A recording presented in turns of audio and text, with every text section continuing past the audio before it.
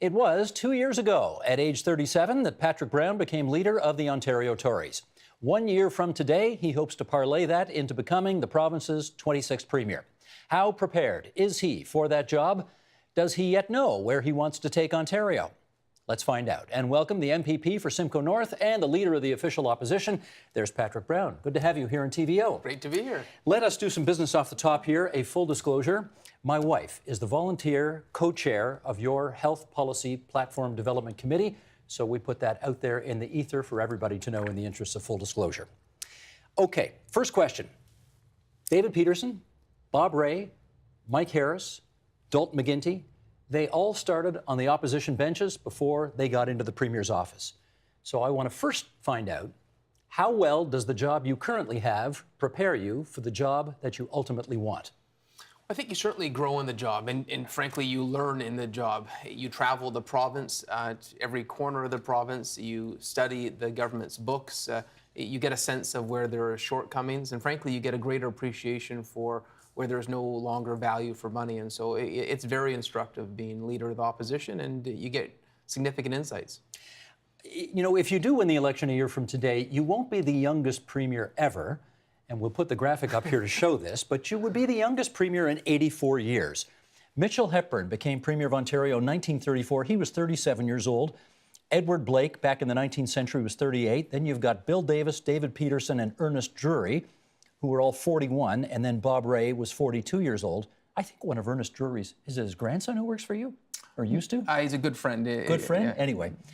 For those who question whether a guy who has not yet seen his 40th birthday has the experience or the maturity to do this job, what do you say? I never believed age is a barrier in public service. It's about getting Ontario back on track. It's about creating jobs in Ontario, making Ontario a place where you want to raise a family and create a business. And so I think that is the question: is how can we get more competent government in Ontario? I don't think it's an issue of age or any other characteristic. Okay, but people look at you and they point out that, you know, you weren't a cabinet minister when you served as an MP, you weren't a parliamentary assistant, you weren't a chair of a committee, you've had no cabinet experience, obviously, at the provincial level. You know, compare that to the experience on the other side, or with the third party, Andrea Horwath, and they may ask, I don't know if this guy's seen enough or done enough to warrant getting the second biggest job in Canadian politics. How do you respond? Well, I think the same old in Ontario is broken. Frankly, Kathleen Wynne and this Liberal government's had a lot of experience for 14 years, and that experience has taken us the wrong direction. Do we need more of their experience on hydro? No. Do we need more of their experience on receiving equalization payments and being a have-not province? Absolutely not. I think we need a new approach. I think we need a new way, and Ontario can do better and should do better. Let me see if I can suss you out a bit on that, and I'm going to put this challenge to you. Without using the words Kathleen Wynne or Liberals, I want you to tell us why you think a government led by Patrick Brown a year from today would be better than what we've got now. It will be honest. It will be transparent. You'll get value for money. We're going to focus on creating the conditions to create an environment in which jobs can flourish, where businesses can flourish. We need to unleash our job creators. That's not the case today. So it will be a very different approach. It will be making sure Ontario can be the economic engine within Canada. I do remember when Mike Harris came in 1995, and within literally days of having the job, he canceled 4 things that the previous Bob Rae government had done. Have you got an informal checklist in your head already that if you win a year from now, this, they're all out? Well, it's a pretty long list of areas that we say we're not getting value for money. A few things at the top. Let me give you one example right at the top, hydro. Some of the atrocious contracts the government's signing and continues to sign, there are some of these contracts that they're hiding. They won't give us the details, but we know where the notice to proceed hasn't gone out. We can absolutely get out of it with no legal cost. And so immediately I'm going to look at these bad contracts. The fact that we've given away $6 billion in surplus electricity, the fact that we continue to give it away to Michigan, Pennsylvania, Ohio, and New York, I want to look at those contracts right away. I want to make sure that as quickly as possible we deal with this hydro fiasco. You know, the last party leader who said that he could cancel a contract for electricity and it would only cost $40 million, that ended up costing us $1 billion. Are you sure, as you sit there, you can tell us with a straight face that you can cancel these electricity generation contracts with no harm to the taxpayer? Well, first of all, you're comparing two very different situations. You're talking about the gas plant where, for the sake of a seat, despite advice otherwise, they blew $1 billion, and there's now going to be a criminal trial. There's going to be a criminal trial where the Liberals' chief of staff and deputy chief of staff are going to be before the courts of justice. That's a very different matter. Saying that right now we've signed bad contracts that the government's hiding, the fact that they're signing new ones, LRP2 hasn't proceeded with the notice to proceed. They just proceeded with 1,100 contracts the day after their unfair hydro plan. Absolutely, we can get out of some of these bad contracts, but never would I do anything that would have significant exposure to the taxpayer. We know on the Samsung deal, we couldn't get out of all of it, but we could have got out of $1.5 billion. Whatever bad contracts the Liberals signed that I can get out of, I will. And let me be very clear about this. These 30 mega contracts that we all know about and talk about, the Liberals got $1.3 million in donations. Everyone, the Auditor General highlighted we've overpaid by $9.2 billion for renewable energy. I understand why they're not going to look at it. I understand why they're hiding their contracts. These are their friends. These are their donors. Day one, if I'm Premier, that next morning at 6 a.m., I'm going to be asking the civil service. I want to make sure that I can see these contracts. I want to know what routes we have as taxpayers. We're not getting value for money for ratepayers. That has to change. And so what I want to work on right away, absolutely hydro. And at what point will we get to see what your plan is to reduce electricity prices, since we're talking about hydro here? So we've already put out our structural changes to hydro, what the structural changes that need to be made immediately. And of course, we're going to have a fully costed platform in the election. But let me say what I've already put on the record. We're going to stop signing new bad contracts. We're going to look at the existing bad contracts. We're going to rein in exorbitant executive salaries. We need to stop spilling water power. You know, we spilt, whether it's Manitou, Merrickville, Niagara Falls, we spill water power every day. And this is important to highlight because the Liberals will say they had to do these bad contracts. They had to do the Green Energy Act. They said it was about investing in green energy. Our own green energy in Ontario, Green Ontario Water Power, we're spilling. It was 4.8 billion kilowatts that we spilled last year. Incredible. Do you support the Liberal government's plan to reduce hydro prices by 25%, potentially costing us $21 billion more over the long haul, but depressing prices for the moment? It's a horribly short-sighted plan. Let me be very clear on that too. Their unfair hydro plan is not a plan. It's simply borrowing money. Hydro prices will skyrocket. They will skyrocket after the next election. In what world do we think spending upwards towards $93 billion to get $21 billion back makes sense? I would never sign off on that. I would never support that. What would you do? What I would do? Absolutely. So let me be very clear on this. The 30 bad contracts I'm going to look at. No, I heard the list a second ago, but for example, if you don't agree with their plan, and I know you voted against it, to reduce electricity prices by 25%, which kicked in just a week or so ago, what's your plan for reducing electricity prices, if in fact it's even possible? It is possible, and we can get electricity prices dramatically down. So you look at the global adjustment. So the global adjustment is where you see it visibly sort of on your commercial bill. It's blended in the residential, so you don't see it. But in some cases, it's half the bill. The global adjustment is a huge part of your bill. If you can get at the global adjustment, you can see significant cost savings. Now, this is where the bad contracts come in. I can't get the gas plant money back. That's gone. That billion's wasted. But in terms of all these surplus generation that we have, all the surplus generation we have to pay for and give away, we can get at that. We can reduce the global adjustment. And by reducing the global adjustment, you're saving ratepayers. Okay. Mr. Brown, I want to ask you about the fun challenge it is to be the leader of the conservative forces. And by that, I'm talking about red Tories, libertarians, social conservatives, slash and burn conservatives, economic conservatives. They're all, at the moment, coexisting, sometimes less peaceably, sometimes more peaceably, under a big blue tent. How difficult is it for you to satisfy all the disparate elements underneath that big blue tent? Listen, you can never make everyone happy. All you can do is be true to yourself and do what you think is in the best interest of the province. And I've always said, I think there's no monopoly on a good idea. And a good idea can come from any corner, whether it's a Liberal idea, an NDP idea, a red Tory idea, a blue Tory idea. If it makes sense for Ontario, I'm going to push it. And I'm going to do what I feel is right. Social conservatives certainly do not feel the love from you anymore. Are they right to feel that way? No, listen, social conservatives, any Ontarian is welcome in the Ontario PC party. I want to be inclusive. But what I've said very clearly is that my version of being an inclusive party means this. It doesn't matter where you're born. It doesn't matter who you love. It doesn't matter the color of your skin or what God you worship. You have a home in our party. And for those that want me to not welcome people because of sexual orientation or who they love, it's not on. And let me say, I was proud to walk in the Toronto Pride Parade to be very clear that that's our modern, inclusive PC party. Would a government led by Patrick Brown permit a private member on the backbench to introduce a bill that might have something to say about abortion or capital punishment or gay marriage or something like that? I have no interest in revisiting these issues, and I will certainly use the powers of my office to discourage that. To discourage that, but prohibit that? Would you prohibit it? Well, it would never be part of my agenda, and I would certainly use the weight of my office to discourage that. Here is former PC MPP from Thornhill, Peter Sherman, writing on OntarioNewsWatch.com a couple of weeks ago. He wrote, "The wild card is Patrick Brown and allegations popping up of wrong-headed policies, insufficient policy development, undesired centralized control of riding nominations, and questionable tactics inside this old and proud institution. All parties are going to have to clearly solidify their positions long before June 2018.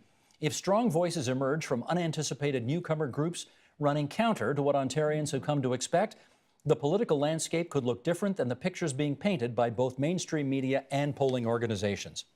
There is a lot to unpack here, so let's get to this. Does your party at the moment plead guilty 1 year out to insufficient policy development so far? First of all, Steve, I think you're giving me too many softball questions. But in all seriousness, we're having a policy convention in November, and it's going to be the most wide-ranging grassroots policy consultation process we've ever had. We've seen enormous growth. A few years ago, the party had 10,000 members. We're well over 100,000 now. And so it's more difficult getting everyone's opinions, but we've really opened up the policy development process, and it's exciting. In terms of nominations, right now in the NDP and Liberals, you see acclamations. You don't see contested nominations. The fact that we have so many people running for the party, so much interest in the party, speaks to that sense of change that is developing in the province. People want change at Queen's Park, and that's a good thing. Now, it also means there's acrimonious battles, but the fact so many people want to run for the party is a great thing. I appreciate that and with that added interest of contested nominations do come some bad sides, and I want to point one to you. In Richmond Hill, apparently, at the end of the day, it was a tie. And the person who could have broken that tie was a guy who needs a wheelchair to get around, and the party apparently could not get him into the building so that he could have casted his vote for the candidate he wanted, who therefore would have won.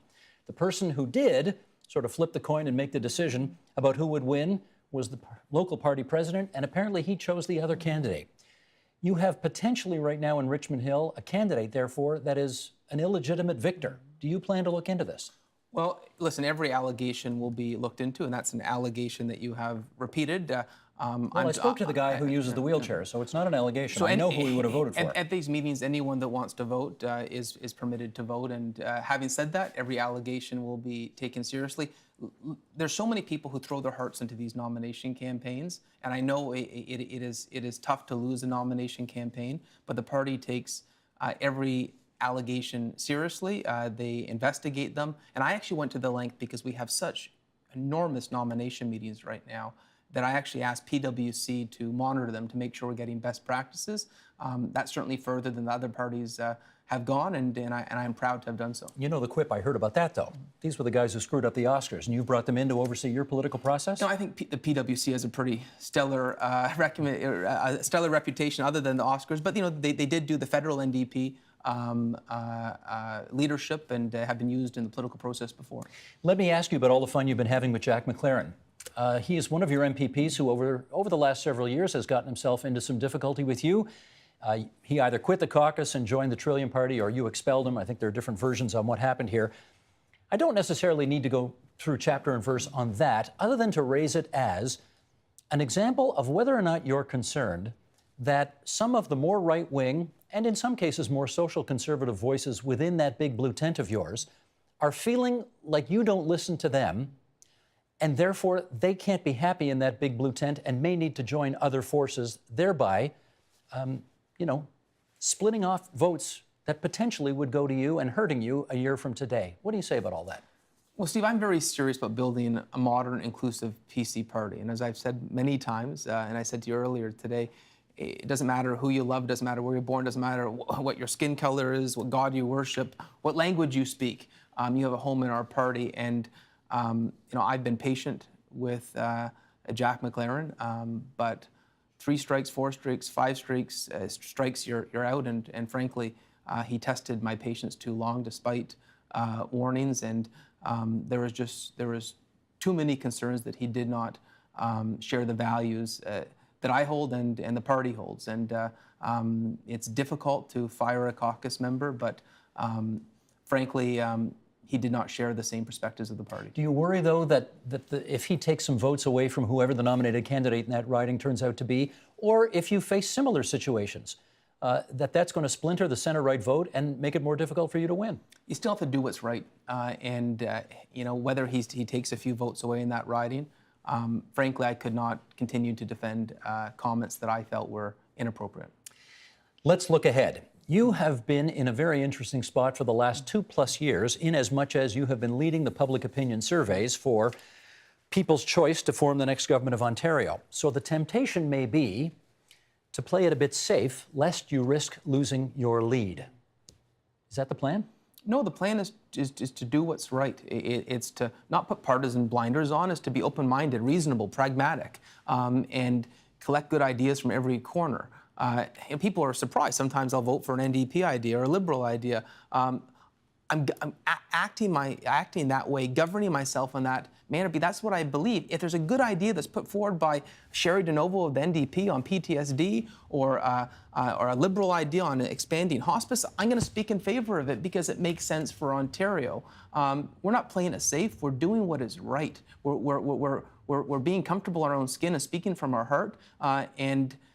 Frankly, I think what we could benefit from right now in Ontario is less partisan blinders and focusing on how we're going to get this province back on track. Because I think right now the big question in this province is, how did the province that under Bill Davis was the envy of the country, that for decade after decade, the province that was the envy in Canada receives equalization payments, has had its credit downgraded. The government's faced 5 OPP investigations. How are we going to turn this ship around? And that's what I'm going to work on day in and day out to make sure this province can be the envy of Canada again. That may all be true. The reality is, I'm sure you've looked at the history, and we'll finish up on this. Rookie leaders, which is what you are, have a very difficult time winning. There's only been one rookie leader in 43 years who's won first time out the gate, and that's the woman who holds the job today. What do you have to do to break the rookie curse?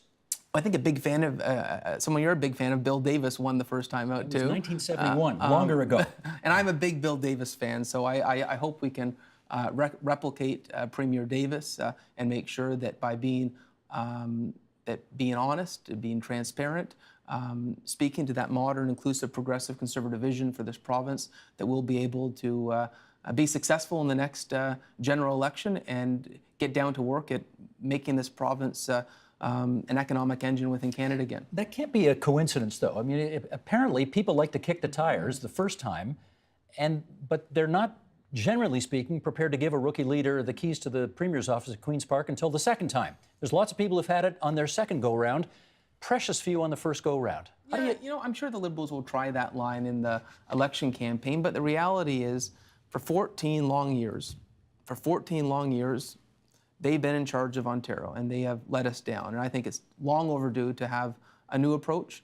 And my pitch to Ontarians is going to be, you deserve value for money. You deserve a government that works for you. You deserve a government that's focused less on their own partisan interests and more focused on what's in the best interest of the province of Ontario. And we will keep focused on the year to come. Patrick Brown, leader of the Ontario PCs, it's good of you to show up tonight at TVO, and thank you for taking our questions. My pleasure. Help TVO create a better world through the power of learning. Visit TVO.org and make a tax-deductible donation today.